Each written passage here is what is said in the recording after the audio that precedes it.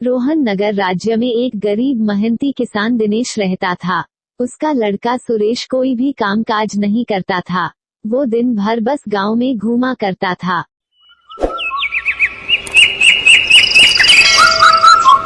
बेटा, अब तो तुम्हारी बड़ी बड़ी मूछें भी उगाई है, अब कुछ काम काज करो ना। अब तो सचमुच ही मैं बूढ़ा हो चुका हूँ। बापू, आप दोनों मेरे माता पिता हो।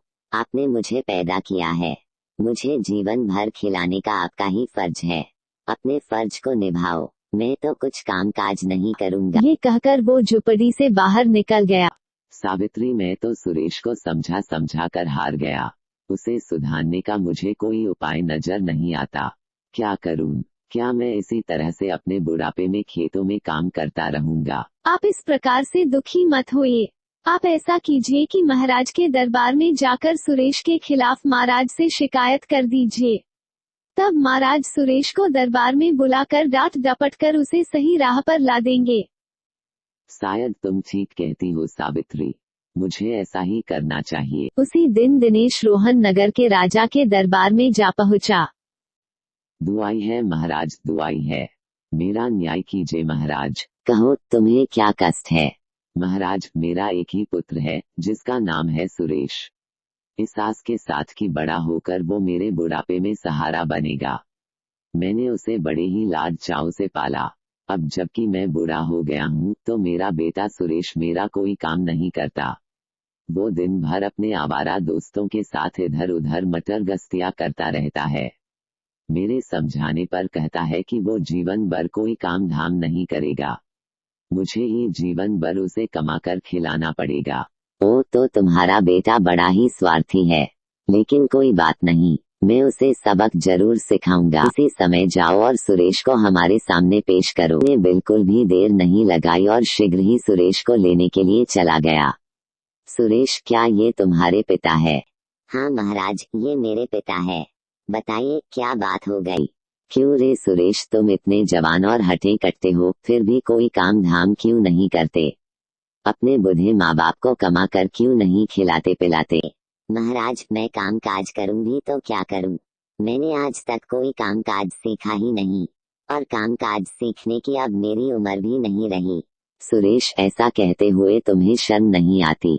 तुम जो कुछ मर्जी करो, चाहे चोरी करो या डाका डालो, ये तुम्हारी मर्जी है, परंतु तुम्हें अपने बुढ़े माँ बाप को खिलाना पिलाना ही पड़ेगा।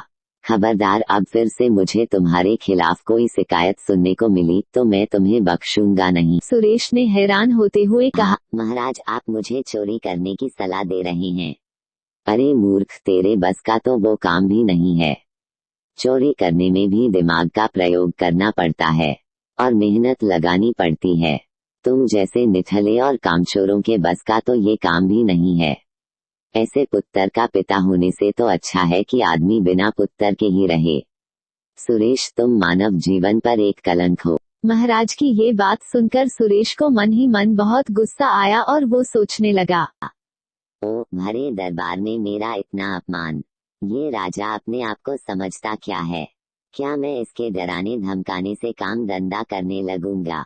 नहीं, हरगिज़ नहीं। इसके बाद जब दोनों पिता पुत्र राज दरबार से बाहर आ गए, तब पिता ने कहा, चलो सुरेश, घर चलो।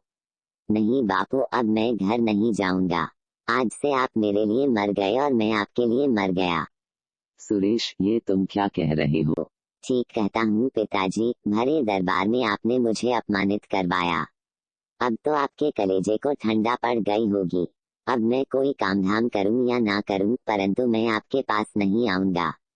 ये बात पक्की है। ये कहते हुए सुरेश वहाँ से चला गया। सुरेश के जाने के बाद दिनेश सोचने लगा, जाने भी दो इसको, जब कोई ठिकाना नहीं मिलेगा तो थक हार कर घर वापस लौट आएगा। इधर सुरेश नगर से बाहर निकलकर एक जंगल की ओर बढ़ने लगा। चलते चलते शाम हो चुकी थी और अंधेरा छाने लगा। रात मुझे इसी जंगल में बितानी पड़ेगी, लेकिन अगर मैं यहाँ नीचे रहा तो मुझे कोई जंगली जानवर खा जाएगा। मैं ऐसा करता हूँ कि किसी पेड़ के ऊपर जाकर बैठ जाता हूँ। ऐसा कहकर सुरेश एक पेड़ के ऊपर चढ़कर बैठ गया। आधी रात बीत चुकी थी और सुरेश पेड़ के डाल पर बैठा हुआ सुस्ता रहा था कि तभी उसे किसी आदमी के बोलने की आवाज सुनाई दी। सुरेश ने पेड़ से नीचे जाका तो उसे एक आदमी दिखाई देता है और उसके सामने हीरे सोने की अशरफियां और मोतियों से भरी हुई एक संदूक पड़ी थी। वो अपनी इस दौलत को देखते हुए कह रहा था, अरे वाह भगवान, आज तो आपने मुझ पर बड़ी ही कृपा की और चोरी में मुझे इतना माल हाथ लग गया। पेड़ पर बैठा हुआ सुरेश ये समझ गया कि अवश्य ही ये कोई चोर है जो अपना चोरी का माल लेकर यहाँ पर आ गया है। काश इतनी दौलत मेरे पास भी होती तो आज मुझे ऐसे दिन नहीं देखने पड़ते। सुरेश इन्हीं सोच विचार में डूब गया और उसका संतुलन अचानक खराब हो गया और वो फिसलकर पेड़ के नीचे आ गिरा। अरे कौन हो और इतनी रात को इस पेड़ पर क्यों बैठे थे? मेरा नाम सुरेश है और मैं घर से रुककर निकला हूँ। आखिर ऐसी क्या बात हो गई जो तुम इतनी रात को जंगल में पेड़ के ऊपर आ बैठे हो? तब सुरेश ने उस चोर को अपने विषय में विस्तार पूर्वक बताया।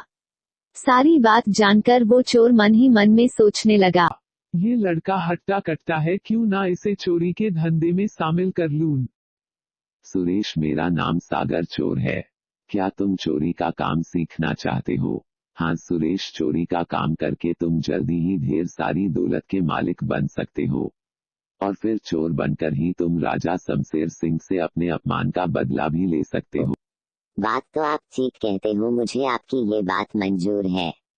तो चलो मेरे साथ, मेरा घर नीलवन के जंगल में है, हम वहीं चलकर रहेंगे। फिर वो दोनों सागर के घर की ओर निकल पड़ी। जल्दी ही वो दोनों उसके घर पहुंच गए। सुरेश, आज से मैं तुम्हें अपना शिष्य स्वीकार करता हूँ और अपने सारे चोरी के गुण तुम्हें सिखाऊंगा। मैं भी आज से आपको अपना गुरु मानता हूँ और वचन देता हूँ कि मन लगाकर चोरी के गुण सीखूंगा। मुझे तुमसे यही उम्मीद थी। शाबाश सुरेश। उधर सुरेश के माता पिता सुरेश के लिए बहुत ही परेशान हो रहे थे। काश मैं महाराज के पास नहीं जाता और मैंने अशोक की बेइज्जती नहीं करवाई होती तो वो आज हमारे पास होता। पता नहीं वो भूखा प्यासा कहाँ भटक रहा होगा। फिर सुबह होने पर चोर सुरेश को चोरी करने के नए नए तरीके सिखा रहा था। सुरेश, मैंने आज तुम्हें सिखाया कि किस प्रकार चोरी करने के लिए बड़ी बड़ी इमारतों पर रस्सा डालकर अंदर पहुंचा जाता है। 1 महीने के अंदर अंदर सागर चोर ने सुरेश को चोरी करने के सारे गुण सिखा दिए। सुरेश ने सागर चोर के साथ मिलकर कई जगह पर चोरियां की और वो एक के बाद एक कई चोरियां करता गया। अब वो एक शातिर चोर बन चुका था। फिर एक दिन सुरेश ने अपने गुरु से कहा, गुरु, मैं रोहनंदा के राजा शमशेर सिंह के खजाने में चोरी करना चाहता हूँ। ये तुम क्या कह रहे हो सुरेश? मैं ठीक कहता हूँ गुरु। शमशेर सिंह ने भरे दरबार में मेरी हंसी उड़ाते हुए कहा था कि मैं कोई कामकाज नहीं कर सकता, यहाँ तक कि चोरी भी नहीं कर सकता। आज मैं उसको दिखाना चाहता हूँ कि मैं कितना बड़ा और कितना शातिर चोर बन गया हूँ। ठीक है, जैसी तुम्हारी इच्छा। फिर उसी रात को गुरु और चेला दोनों ने राजा के खजाने पर हाथ साफ कर दिया। जाते जाते सुरेश ने राजा के खजाने में एक चिट्ठी छोड़ दी। महाराज, गजब हो गया, गजब हो गया, अपना राज खजाना पूरा चोरी हो गया और वहाँ चोरों ने एक चिट्ठी छोड़ी है। फिर राजा चिट्ठी लेकर उसे पढ़ने लगता है और उसमें लिखा था, राजा शमशेर सिंह, याद करो एक दिन आपने भरे दरबार में मुझे अपमानित किया था कि मैं चोरी करने के योग्य भी नहीं हूँ।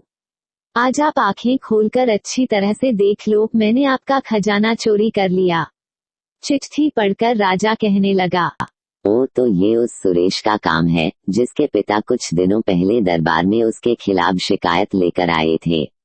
मंत्री, दिनेश किसान के घर जाकर सुरेश को पकड़कर लेकर आओ। मंत्री बिना समय गवाए दिनेश किसान की झोपड़ी पर गया। दिनेश, तुम्हारा बेटा सुरेश कहाँ पर है? वो तो कई महीनों से घर नहीं आया। झूठ बोलते हो तुम दोनों, चोरी के माल के साथ तुमने ही उसे झोपड़ी में छिपा रखा है। ये तुम क्या कह रहे हो? चोरी के माल के साथ?